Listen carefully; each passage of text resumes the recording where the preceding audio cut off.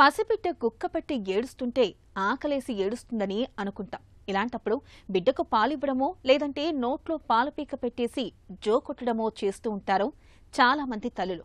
కొంతమంది అయితే glucose నీళ్లనో gripe వాటర్నో తాగిస్తూ ఉంటారు. ఇన్ని చేసినా ఒక్కోసారి చంటి బిడ్డలు ఆగకుండా ఆరునొక్క రాకల్లో ఏడుస్తూనే ఉంటారు. నిజానికి పసిబిడ్డ ఏడుపు వెనుక ఒక్క ఆకలి మాత్రమే కాదు, మరెన్నో కారణాలు దాగి ఉంటాయని చెబుతారు డాక్టర్లు. పసిబిడ్డ గుక్కపట్టి ఏడవడం వెనుక కారణాలు, వాటికి పరిష్కార మార్గాల గురించి ఇప్పుడు తెలుసుకుందాం.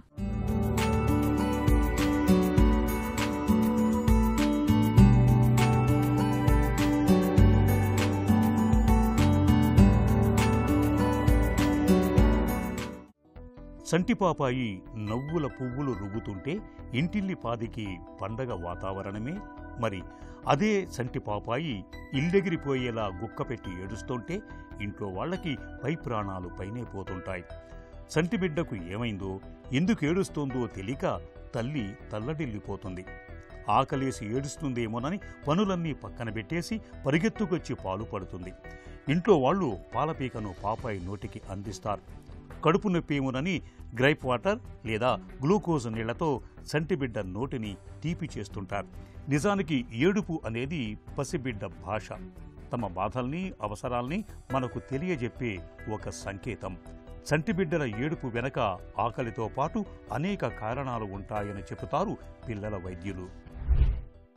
పిల్లల్లో ఏడవటానికి డిఫరెంట్ రీజన్స్ ఉండొచ్చు. మరీ చిన్న బేబీస్లో వాళ్ళకి ఆకలి అయినప్పుడు ఏడవటము, న్యూబార్న్ బేబీస్లో కానీ, తర్వాత ఫస్ట్ 6 months ఓల్డ్ చిల్డ్రన్కి ఆకలితో ఏడవటము, అప్పుడు ఫీడింగ్ ఇస్తే వాళ్ళు సెటిల్ అవుతారు, పడుకుంటారు. తర్వాత పిల్లల్లో ఏడవటానికి చిన్న బేబీస్లో ఏదైనా నాపీ బెడ్ చేస్తే కనుక ఏడవచ్చు. వాళ్ళకి అన్కంఫర్టబుల్గా ఉంటుంది కాబట్టి అప్పుడు ఒకసారి నాపీ ఏమైనా పెట్టేది చూడటము, అదంతా క్లీన్ చేసి మళ్ళీ డ్రైగా ఉండేటట్టు చేయటం అనేది చేసుకోవాలి. అలాగే కొంతమంది బేబీస్లో 1-2 months, 3rd month వచ్చేసరికి కొంతమంది కాలిక్ లాగా వస్తుంది. ఇన్ఫాంటైల్ కాలిక్ అంటారు, అబ్డామినల్ కాలిక్ అని. సో దానిలో ఏంటంటే స్పెసిఫిక్గా రీజన్ ఏంటనేది తెలియదు, కానీ యూజువల్గా 2nd, 3rd month వచ్చేసరికి యూజువల్గా ఆఫ్టర్నూన్, ఈవినింగ్ టైం వచ్చేసరికి some kind of abdominal discomfort without any specific కారణం లేకుండా అట్లా కొంతమంది బేబీస్కి వస్తూ ఉంటుంది. అట్లా ఉన్నప్పుడు దానికి అంటే స్పెసిఫిక్గా ఈ మెడికేషన్ ఏమి ఉండదు. కొంతమందికి కొంచెం ఆ స్పాజమ్, కోలిక్ తగ్గటానికి మెడికేషన్ అది యూజ్ చేస్తాము. అది పేరెంట్స్కి ప్రాపర్గా కౌన్సిలింగ్ చేయాలి. ఎందుకంటే పేరెంట్స్ వరీ అయిపోతారు, అది ఫీడ్ తీసుకున్న తర్వాత కూడా ఏడుస్తుంది, మధ్యాహ్నం సాయంత్రం అయ్యేసరికి ఇంకా ఏడుపు అది ఎక్కువైపోతుంది, అవర్స్ టుగెదర్ ఏడుస్తున్నారు. సో దానికి పేరెంట్స్తో కూర్చుని కొంచెం మాట్లాడి వాళ్ళకి కౌన్సిలింగ్ చేసి వాళ్ళకి రీఅష్యూర్ చేస్తే they would get convinced, and usually ఈ టైప్ ఆఫ్ ప్రాబ్లమ్స్ స్లోగా అది దానంతట అది రిజాల్వ్ అయిపోతుంది. సాధారణంగా అప్పుడే పుట్టిన శిశువు కొత్త శబ్దాలకు అలవాటు పడటం మొదలు పెడతారు. ఆ క్రమంలోనే వారు కొన్ని చిన్న లేదా పెద్ద శబ్దాలకు కెవ్వుమంటుంటారు. అయితే కొత్త తల్లికి మాత్రం సంటిబిడ్డ ఎందుకు ఏడుస్తుందో తెలియక కంగారు పడుతుంటుంది. సాధారణంగా సంటి పిల్లలు ఆకలి వలనే ఏడుస్తారని కొంతమంది అనుకుంటారు. కానీ సంటి పిల్లల ఏడ్పుకు ఆకలితో పాటు అనేక కారణాలు ఉంటాయి. 3 నెలల వయసు వచ్చే వరకు శిశువులలో జీర్ణ వ్యవస్థ, నాడీ వ్యవస్థ అంతగా అభివృద్ధి చెంది ఉండవు. ఇవి పూర్తి స్థాయిలో అభివృద్ధి చెందే వరకు సంటి పిల్లలు తరచూ ఏడుస్తూనే ఉంటారు.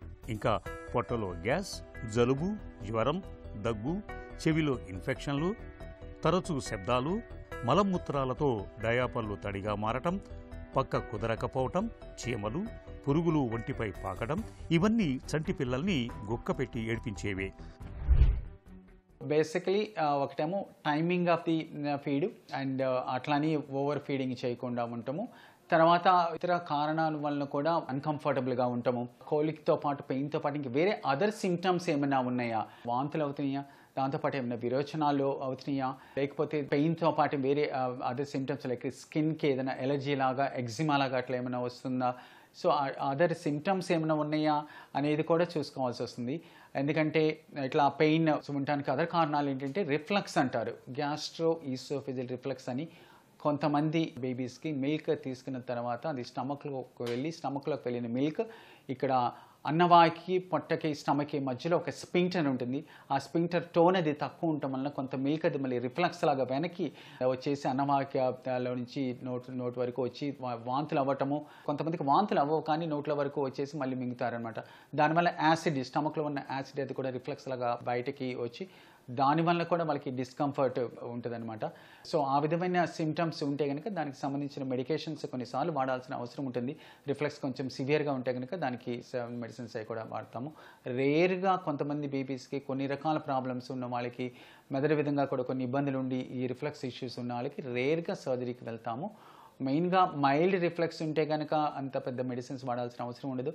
కొంచెం రిఫ్లెక్స్ ప్రాబ్లమ్ సివియర్గా ఉంటే కనుక మెడికేషన్స్ వాడి చూస్తాము. కొంతమందికి ఏంటంటే కొన్ని రకాల ఎలర్జీస్ ఉంటాయి. ఫుడ్ ఎలర్జీస్ వలన కానీ, లేకపోతే మిల్క్ ఎలర్జీ, మిల్క్లో ప్రోటీన్ ఉంటుంది, మిల్క్ ప్రోటీన్ ఎలర్జీ ఉండటం వల్ల కూడా అబ్డామినల్ డిస్కంఫర్ట్ అది ఉండటము, వాంతులు అవ్వటము, కొంతమందిలో డైరియా అవ్వటము, కొంతమందికి స్కిన్ ఎలర్జీ రావటము అట్లా అవుతుంది. ఫుడ్లో కొన్ని మార్పులు చేయటము, డైరీ ప్రోడక్ట్స్ అవి అవాయిడ్ చేయటము, ఇవన్నీ చేయాల్సిన అవసరం ఉంటుంది. చంటి పిల్లల్లో కొంతమంది అదే పనిగా గుక్క పెట్టి ఏడుస్తూ ఉంటారు. ఎంత సముదాయించినా ఊరుకోరు. డైఫర్లతో ఏ ఇబ్బంది కనిపించదు. జలుబు, దగ్గు, పొట్టలో ఉబ్బరం ఇలాంటి బాధలేమీ ఉండవు. పడక కూడా మెత్తగా సౌకర్యంగానే ఉంటుంది. అయినా మా ఏడుపు మాదే అని రాగం తీస్తూనే ఉంటారు. ఇలాంటప్పుడు కాళ్లను, చేతుల్ని కాస్త పరీక్షగా గమనించండి. సంప్రదాయాలు, ఆచారాల పేరుతో పిల్లలకు మనం కట్టే పూసల తాళ్లు, గుర్రపు వెంట్రుకలతో పేనిన దారాలు ఒక్కోసారి బిగుసుకుపోయి పిల్లల్ని బాగా ఇబ్బంది పెడుతుంటాయి. వీటిని కూడా గమనిస్తూ ఉండాలి. ఒక్కోసారి తమను ఎత్తుకోమని చెప్పేందుకు కూడా పిల్లలు ఏడుస్తుంటారు. తల్లి ఎత్తుకున్నప్పుడు వారికి సురక్షితమైన అనుభూతి కలుగుతుంది. కొంతమంది చిన్నారులు సాయంత్రం పూట ఎక్కువగా ఏడుస్తూ ఉంటారు. ఇలాంటప్పుడు గోరువెచ్చని నీటితో స్నానం చేయించి పౌడర్ రాసి మంచి ఉతికిన బట్టలు వేస్తే వారికి విశ్రాంతిగా ఉండి హాయిగా నిద్రపోతారు.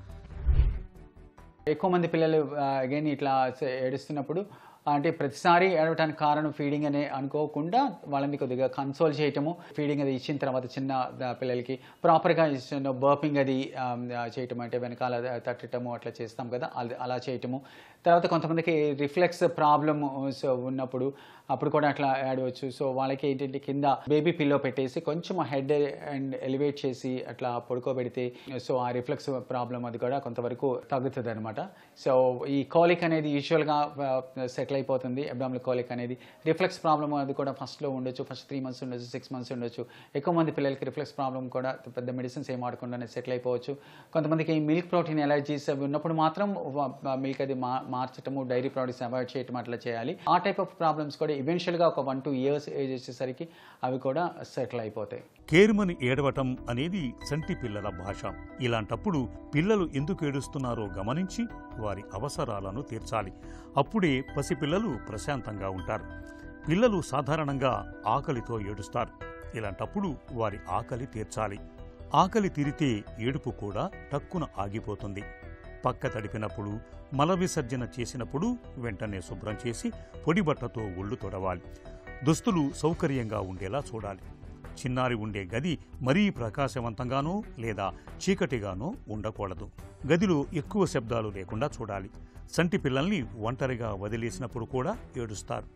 ఇలాంటప్పుడు తల్లిదండ్రులు దగ్గరగా మసలుతుండాలి. జలుబు చేసిన పిల్లలు ఊపిరి తీసుకోలేక ఏడుస్తూ ఉంటారు. ఇలాంటప్పుడు పలుచని గుడ్డ ఒత్తిలాగా చేసి ముక్కు రంధ్రాలు శుభ్రం చేయాలి.